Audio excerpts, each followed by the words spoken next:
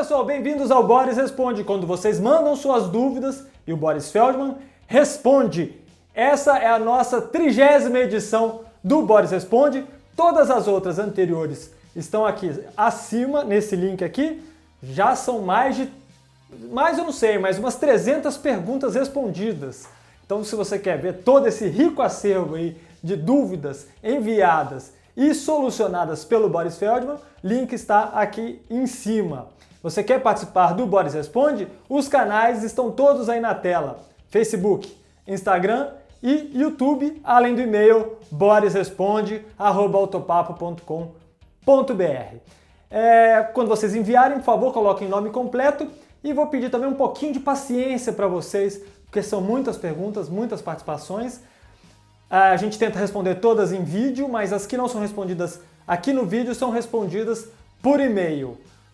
Vamos agora então acelerar aqui o Boris Responde com a pergunta do Alan Polizel. Ele conta aqui, Boris, que pesquisou vários veículos movidos a diesel, tanto os mais comuns quanto os mais sofisticados, e ele viu que os valores são sempre bem mais altos do que os similares com motor a gasolina.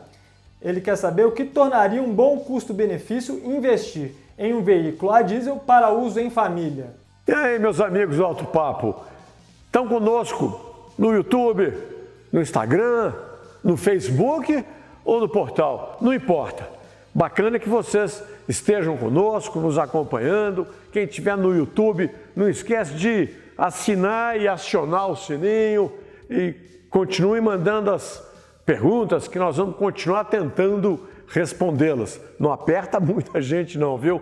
Muito obrigado a todos vocês e principalmente ao meu copiloto ausente. Ele está em casa e eu também, né?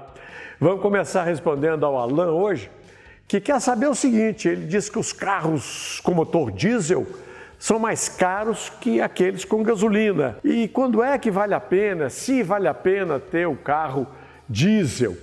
E a resposta é a seguinte: Alan, o carro com motor diesel é muito mais caro, que o motor diesel custa muito mais que o gasolina. Ele é um motor mais parrudo, tem que resistir a uma taxa de compressão elevadíssima, porque ele explode sem vela, essas coisas. Qual que é a vantagem? O diesel é mais barato que a gasolina e que o álcool. E o diesel rende mais, ele é mais eficiente que o motor, a gente chama ciclo Otto e o ciclo diesel. Então, quando é que compensa ter um carro diesel? Quando você roda muito por mês, que chega num ponto que você economiza no combustível aquilo que você pagou a mais no motor, no carro. Agora, quem roda 500 quilômetros, não chega nem a 1.000 quilômetros por mês, esquece, fica mesmo com o carro a gasolina, o álcool, o flex. Ô Boris, agora a pergunta do Roberto Erdi. Ele pergunta se ao dar partida no veículo é correto estar com o ar-condicionado desligado ou isso não interfere em nada. Ele também quer saber se pode ligar o ar-condicionado com o carro em movimento. Roberto, pergunta boa essa sua, aliás, duas, né? Todas elas relativas ao ar-condicionado. A primeira, você deve desligar o ar para ligar o motor, ligar o carro? Olha, a maioria dos carros, quando você vai ligar o arranque, ele já desliga a parte elétrica. Se o seu carro já não faz isso automaticamente, desliga-se o ar para não forçar muito a bateria. E a segunda é se você pode ligar o ar-condicionado com o carro já rodando até em velocidades maiores. Pode, nenhum problema. O ar-condicionado está previsto, ele foi projetado prevendo que ele seria ligado com o motor já em altas rotações. A central eletrônica já corrige isso. Vamos agora aqui acelerando com a dúvida do Gabriel Scatolin, que elogia a gente aqui. Muito obrigado, Gabriel. E ele conta, Boris, que tem uma Pajero 4x4 turbo diesel, daquelas grandonas, de acordo com ele, com 340 mil quilômetros rodados. Mas o óleo aqui, de acordo com o relato do Gabriel, já passou quase 40 mil quilômetros da hora da troca. Que isso, Gabriel? Comendo mosca aí, meu filho? E ele pergunta se ele pegar e fizer a troca de óleo e o filtro, o motor vai sentir muito. Olha, vamos ver o que o Boris responde, mas na minha opinião o motor vai sentir se você continuar a deixar esse óleo aí. Ele está falando aqui que o óleo já deve estar igual uma graxa lá, de tão velho. O que ele deve fazer, Boris? E ele pergunta também se deve trocar o óleo do câmbio automático. Ô Gabriel, primeiro, muito obrigado pelos seus elogios ao nosso canal, mas devo te dizer que eles não são recíprocos. Eu não posso te elogiar, porque essa pergunta que você me fez é uma coisa completamente descabida. Ô Gabriel, olha aqui o que você diz, que a sua Pajero já está com 340 mil quilômetros, mas já passou nada mais, nada menos do que 40 mil na troca de óleo. Você acha que tem graxa lá no motor? Já deve estar pura graxa. Olha, meus parabéns a Mitsubishi, como é que o motor fica mais de 40 mil quilômetros sem trocar óleo e ainda está rodando. E você está preocupado se o filtro não vai ressentir a hora que você trocar o óleo? Você está pensando em trocar o óleo sem trocar o filtro? Que isso, Gabriel? Você tem que trocar o óleo exatamente nas quilometragens previstas do manual, que deve ser 10 mil, no máximo. Já passaram 40 mil, só deve ter borra lá dentro do motor. Rabe depressa numa oficina para tirar a craca, esse monte de graxa que já deve ter virado o seu óleo. Presta atenção nisso, porque olha, retificar um motor diesel fica pela hora da morte, hein? E olha, Gabriel, você falou que nunca trocou o óleo do câmbio automático com 340 mil? Cara, você tá louco. Você sabe quanto custa um câmbio? Se você precisar de trocar essa caixa inteira, dá uma olhada, pelo menos verifica o nível. E olha lá no manual se tem ou não tem que trocar. Mas eu tenho quase certeza que com mais de 300 mil quilômetros, manual recomende ou não, eu trocaria, tá? Vamos lá aqui, mais uma pergunta do Boris Responde, mas antes vou te convidar, se você está curtindo aqui o nosso canal, o nosso Boris Responde, vou te convidar a deixar seu like, é muito importante para nós, assinar o canal e acionar o sininho aí para receber as notificações de novos conteúdos postados aqui diariamente. E agora vou finalmente aqui com a dúvida do Igor Júnior, que ele conta que tem um Fiesta 1.0 2012, Boris, e usa sempre o óleo 5W30, mas que ouviu falar que depois de alguns quilômetros, né, depois que a quilometragem fica mais alta, na verdade, deve mudar para um com uma viscosidade maior, 15W40, ele cita aqui como exemplo. Isso é correto? Salve, Igor! Essa recomendação que te fizeram é muito comum, é muito frequente.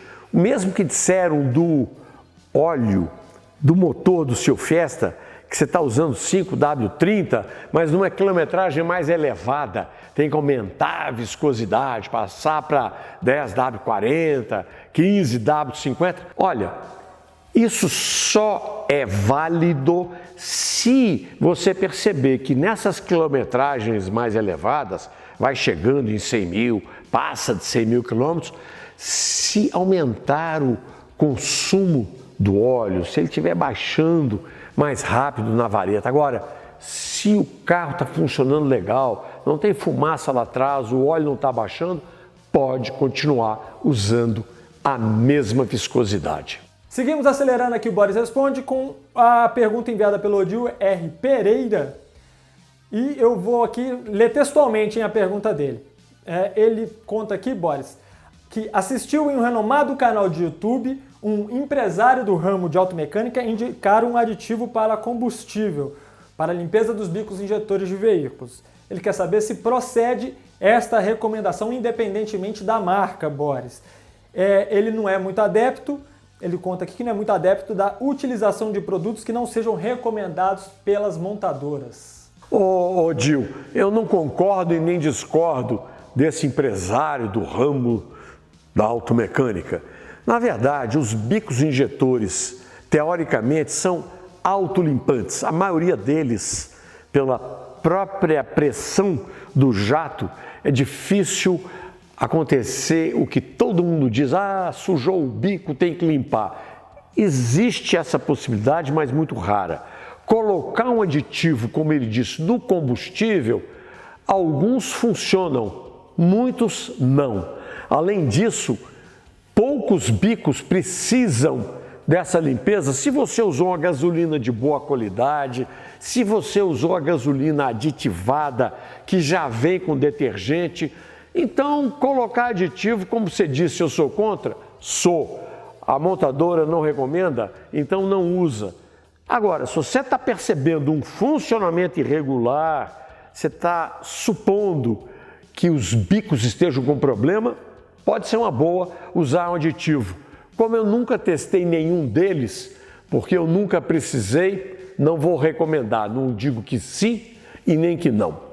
Ô Boris, agora a pergunta é do Carlos Antônio. Ele conta aqui que tem um Nissan Sentra 2017, muito novo, apenas 26 mil quilômetros. Ele conta que cuida muito bem do carro dele.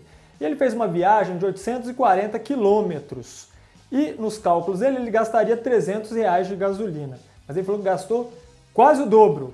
E ele acha que bebeu demais. Ele conta ainda que no manual a Nissan informa que o consumo é de 12 km com litro. Mas ele fala que não fez. Ele traz mais uma informação muito importante, que a velocidade da viagem era sempre de 140 km por hora, às vezes oscilava entre 120, mas chegava até 150 km por hora. Olha aí, Carlos Antônio. E aí, Boris? Ô, Carlos Antônio, eu não entendi por que você fez essa pergunta. Sabe por que eu não entendi? Porque você mesmo já respondeu durante a pergunta, porque você disse que tem um Nissan 2017, fez uma viagem de 800 e tantos quilômetros, calculou que ia gastar tantos litros de combustível e gastou muito mais, que o carro deveria fazer até 12 quilômetros por litro e não fez. Mas você rodou com o carro, em geral, a 140 quilômetros por hora, tinha vezes que você chegava a 150. E você quer que o carro se mantenha dentro daquele consumo padrão calculado pelas fábricas, pelas engenharias, rodando a quase 150 por hora?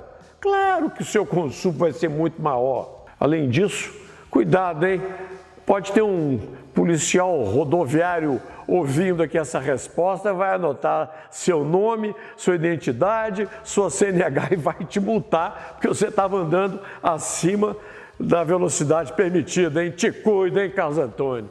Agora a pergunta é do Eupidídio Blira. Ele quer saber, Boris, quanto tem de etanol na gasolina V-Power Racing da Shell? Oi, Eupídio, percentual de etanol na gasolina Shell V-Power Racing é o mesmo que as outras gasolinas premium, ou seja, Octapro da Ipiranga, Podium da Petrobras. As gasolinas premium, todas no Brasil, ficaram com 25% de etanol.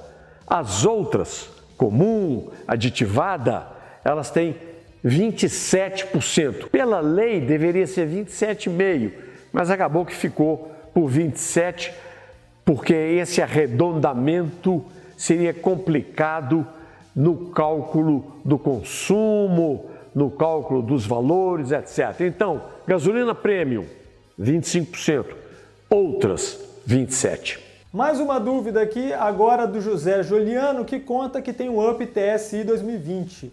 Ele gosta muito de usar o YouTube para obter informações e opiniões dos conhecedores de motor. Ele cita aqui um youtuber bem famoso, talvez o mesmo aí do aditivo de combustível que a gente falou anteriormente. Esse youtuber famoso aí fala mal do motor TSI do Up, pois dá defeito em bicos e bomba de alta. Mas ele não vê ele falar mal do Golf TSI, do Virtus TSI, dos Audis. Ele conta aqui, Boris, o José Juliano, que usa apenas a gasolina aditivada por causa da qualidade. Ele queria que você, por favor, esclarecesse as diferenças desses motores além da potência. Ele acredita aqui que o problema está na qualidade do combustível brasileiro, ele que causa os recorrentes problemas aqui no motor do Up TSI. E aí, Boris? Ô, José Juliano, me desculpe, mas isso que você viu no YouTube, esse mecânico bem famoso, falou mal do motor TSI do Up, não faz sentido, porque como você mesmo diz, Por que o do Golf, que é o mesmo motor, não dá problema, do Virtus também não dá problema? É o mesmo motor 1.0, 3 cilindros, com turbo, 128 cavalos. Qual é o sentido dele quebrar num carro e não quebrar no outro? De dar problema na bomba de alta pressão de um ou dos bicos injetores de um e não ter o mesmo problema nos outros? Para mim, primeiro, isso não faz nenhum sentido. Segundo, já estão rodando há muito tempo. Eu nunca ouvi ninguém reclamar desses motores. Ô Boris, o Fernando de Freitas conta aqui que tem um Palio Economy 4 portas 2010 que fará 45 mil quilômetros. Ele faz todas as revisões programadas seguindo o manual, mas em uma oficina independente. Ele conta que quando observa o manual do carro, parece que a revisão engloba muitos detalhes e algumas peças que parece, de acordo aqui com o Fernando, que só a fábrica conhece.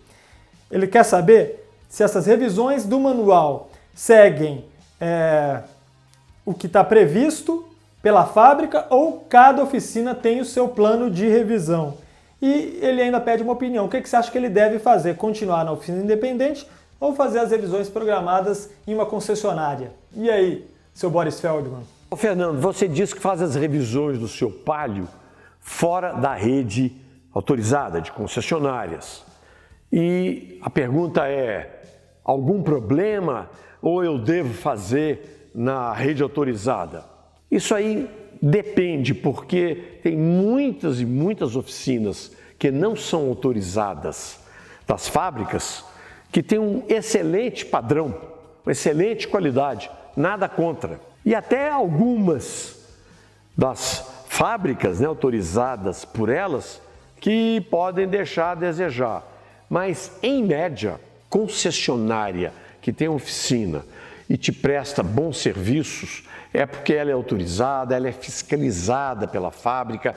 A possibilidade, a probabilidade da oficina de uma concessionária prestar bons serviços é melhor, é um nível mais elevado por isso, porque a fábrica está lá controlando a qualidade, está fiscalizando as peças utilizadas nas concessionárias, nessas oficinas, são sempre originais. Não que as outras não prestem, mas é garantia de que você vai ter um padrão melhor de serviço e de peças. O que não quer dizer que outras oficinas fora da rede não têm o mesmo padrão de qualidade e também podem usar as mesmas peças originais.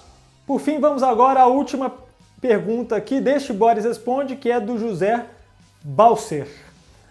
Ele conta aqui, Boris, ele faz um relato que ele adquiriu um New Fiesta 2017-2018, 0 km. E na época a esposa dele o convenceu a comprar o automático.